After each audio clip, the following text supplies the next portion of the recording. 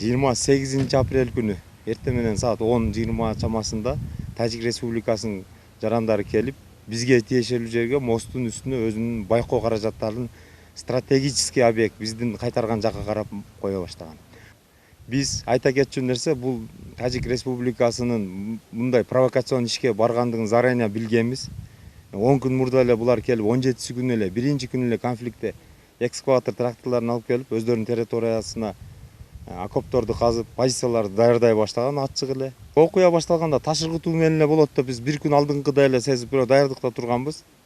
29 күнү саат 13:50 чамасында ташыргытуу башталгандан баштап эле булар ТОЗ-8 охотничий мылтыктарды колдоно баштады.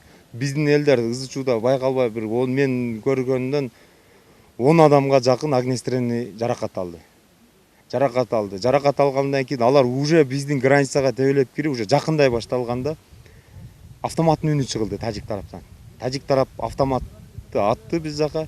Биз гарнизондун кароолдук уставдын негизинде сакчы асманга эскертүү менен ок чыгарганда булар жактан уже залпы бардыгы позицияда даяр турган экен, биз жака ок чыгарды.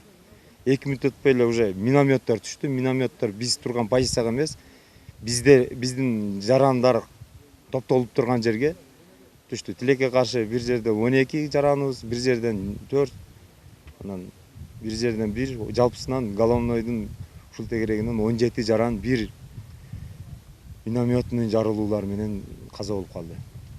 Уруш 6 саатка согуш токтолбоду. Бүт өзү граница жерде бул курал менен болуш керек эле, стрелковый оружие менен.